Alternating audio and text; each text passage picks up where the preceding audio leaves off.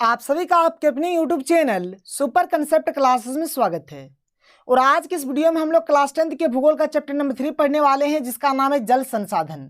और देखिए यहाँ पर अभी मैं आपको जो पढ़ा रहा हूँ, जो आपका फर्स्ट एग्जाम होने वाला नवंबर दिसंबर में, इसका जो पैटर्न है, इसका जो सिलेबस है, इसी के अकॉर्डिंग अभी मैं आपको पढ़ा रहा हूँ।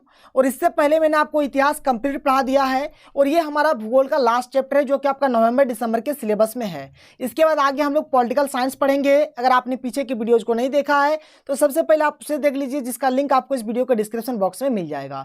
तो यहाँ पर मैं आपको पढ़ाने वाला हूँ जल संसाधन। यहाँ पर मैं आपको बहुत ही अच्छे तरीके से इस चैप्टर को पढ़ाऊंगा, एक एक करके हर एक चीज को समझाऊंगा।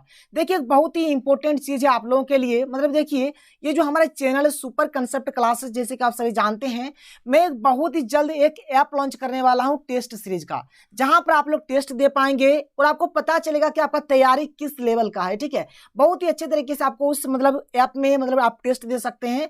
तो जो बच्चा आप लोग एक्साइटेड है, आप नीचे कमेंट सेक्शन पे कमेंट कर सकते हैं। और जैसे ही ऐप लॉन्च हो जाता है मैं आप लोगों को बता दूंगा, आप लोगों को टेंशन नहीं लेना है। तो चलिए अभी फिलहाल हम लोग इस चैप्टर को स्टार्ट करते हैं और अच्छे तरीके से चैप्टर को समझते हैं और पढ़ते हैं। तो देखिए हमारे पास जो चैप्टर नंबर क्या है, नाम इसका चैप्टर नंबर 3, और इसका जो नाम है चैप्टर का, क्या नाम है, जल संसाधन। ठीक है, देखिए पहला पॉइंट क्या है कि जो जल होता है ना, जल क्या है, तो जल एक नवीकरणीय योग्य संसाधन है। अब ये नवीकरणीय योग्य संसाधन मैंने आपको चैप्टर नंबर 1 में पढ़ा दिया है, आपको टेंशन नहीं लेना है। आगे देखिए, विश्व का 3/4 कहा जाए तो 3/4, ठीक है, तो 3/4 भाग यानी कि 3/4 भाग जल से ढका हुआ है। हम लोग बोलते भी है कि जो हमारा पूरा पृथ्वी है, पृथ्वी में क्या है, 3 भाग जल है और 1 भाग स्थल है। बोलते हैं ना, 3 भाग जल है और 1 भाग स्थल है। तो वही चीज यहाँ पर कहा जा रहा है। इसका मतलब क्या हो गया कि 3/4 भाग क्या है, हमारा जल है। इसका मतलब क्या हुआ कि 1 भाग हमारा क्या है, स्थल है। आगे देखिए, विश्व में जल के कुल आयतन का 96.5% भाग महासागरों में पाया जाता है। और देखिए यहाँ पर बात को समझिए, विश्व में हमारा जो टोटल जल जो है, टोटल जो जल है, उसका जो कुल आयतन जो है ना, कुल आयतन का 96.5% जो जल है कहाँ पाया जाता है, महासागरों में पाया जाता है। और आप सभी को पता है ये जो महासागर का जल होता है, समुद्र का ये जो जल होता है, ये कैसा होता है, लवणीय जल होता है। क्या होता है, लवणीय जल होता है। और इसका यूज हम लोग पीने के रूप में नहीं करते हैं, इसका उपयोग हम लोग पीने के रूप में नहीं करते हैं। और देखिए जो 2.5% हमारे पास जो जल है, ये क्या है, अलवणीय जल है, जिसका यूज हम लोग क्या करते हैं, पीने के लिए करते हैं, या फिर जैसे कि हम लोग जो घर में यूज जो करते हैं वाटर, वह हमारा क्या है, अलवणीय जल है। तो वही चीज यहाँ पर लिखा गया है। देखिए अगला पॉइंट क्या है कि विश्व में जल के कुल आयतन का 2.5% भाग अलवणीय जल है। और यहाँ पर 96.5% जो भाग है, ये क्या है, लवणीय जल है, जो महासागरों में या फिर समुद्रों में पाए जाते हैं। आगे देखिए, आगे क्या है आपका, ये जो अलवणीय जल है, जैसे कि अभी मैंने आपको बताया कि जो टोटल जो आयतन है उसका 2.5% भाग क्या जल है, अलवणीय जल है। और यहाँ पर देखिए मान के चलिए अलवणीय जल, मान के चलिए आपके पास क्या है, 100% है। अब ये जो 100% है कहाँ कहाँ पाया जाता है, तो लगभग 70% जो जल है, यहाँ पर बात हो रहा है 2.5 का ही, ठीक है, जो 2.5% जो जल है क्या अलवणीय जल है। अब इस 2.5 को हम लोग क्या करते हैं, इसको हम लोग मान के चलते हैं, ये जो मान के चलिए इसको 100%, ठीक है। अब ये कहाँ कहाँ पाया जाता है, तो लगभग 70% जल कहाँ पाया जाता है, अंटार्कटिका में, ग्रीनलैंड और पर्वतीय क्षेत्रों में बर्फ की चादरों और हिमनदों के रूप में पाए जाते हैं। और जो 30% लगभग जल है, उसको हम लोग भौम जल के रूप में हम लोग पाते हैं। और ये हमारे क्या है, अलवणीय जल है, जिसका यूज हम लोग करते हैं, जैसे कि पीने के लिए हो गया, या फिर जो हम लोग अभी फिलहाल घरेलू जो यूज करते हैं, क्या करते हैं, अलवणीय जल का यूज करते हैं।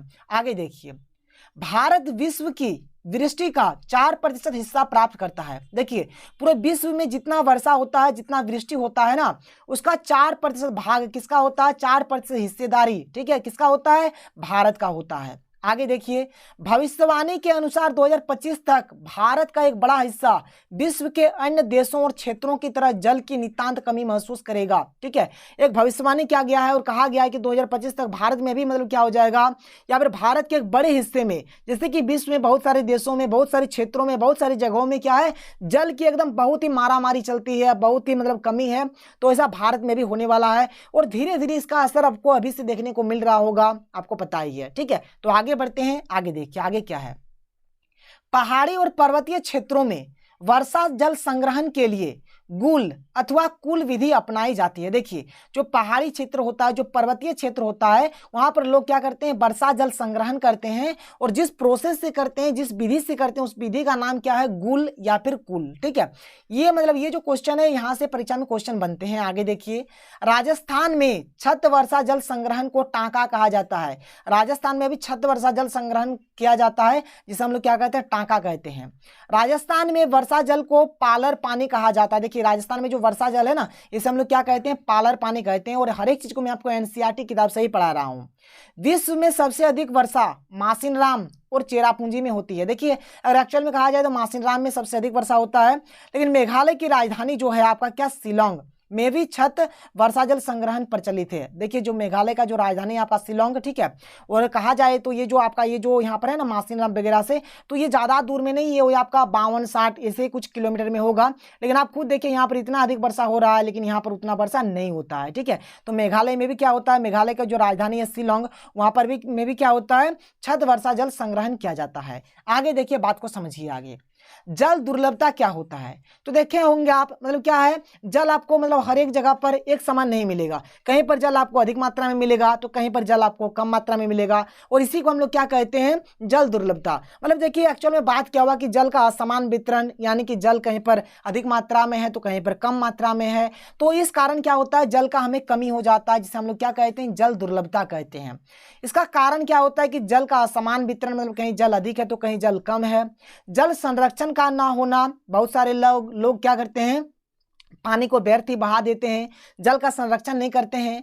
और क्या है अगला, बढ़ती जनसंख्या की बढ़ती आवश्यकताएं, जैसे जैसे धीरे धीरे बहुत सारी जनसंख्या बढ़ रहे हैं, इसके चलते लोगों को भी तो अधिक मात्रा में पानी चाहिए, घर बनाने के लिए, फैक्ट्री के लिए और पीने के लिए बहुत सारी मात्रा में पानी की आवश्यकता होती है, जिसके कारण जल दुर्लभता यहाँ पर हो रहा है। आगे देखिए, आगे क्या है, यहाँ पर कुछ आपका नदी घाटी परियोजना है, और यही हमारा लास्ट है, देख लीजिए।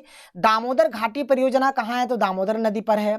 भाखड़ा नांगल घाटी परियोजना कहाँ पर है, सतलज नदी पर है।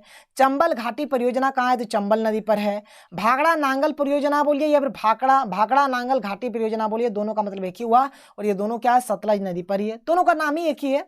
भाखड़ा नांगल घाटी परियोजना बोलिए या फिर भाखड़ा नांगल परियोजना बोलिए। देखिए जवाहरलाल नेहरू जी ने एक बात बोले हैं, जो कि आपको जानना है, परीक्षा में पूछा जा सकता है, कि जवाहरलाल नेहरू गर्भ से बांधों को आधुनिक भारत के मंदिर कहा करते थे। बात समझ में आया। ये जो बांध है ना, बांध जो डैम आप देख पा रहे हैं, इनको, ये जो डैम सब है ना, इसको क्या करते थे जवाहरलाल नेहरू जी, क्या कहते थे, आधुनिक भारत के मंदिर कहा करते थे। बात समझ में आया। यहाँ पर हमारा चैप्टर खत्म हो जाता है। इस चैप्टर से यही टाइप के क्वेश्चंस बनते हैं। अब हमारा बच जाता है पॉलिटिकल साइंस और इकोनॉमिक्स, तो आप लोग रेडी रहिए, बहुत ही जल्द पॉलिटिकल साइंस और इकोनॉमिक्स का भी वीडियो लेक्चर्स आने वाला है। आप लोग सपोर्ट बनाए रखें, जितना हो सके ज़्यादा से ज़्यादा बच्चे को जोड़ें, ज़्यादा से ज़्यादा बच्चों तक ये वीडियो को पहुंचाएं, शेयर करें, ताकि मुझे भी अच्छा लगेगा वीडियो बनाने को, ठीक है, और मैं आप लोगों को अच्छे अच्छे कंटेंट दे पाऊँ। तो चलिए मिलते हैं अगले वीडियो में। थैंक यू, जय हिंद।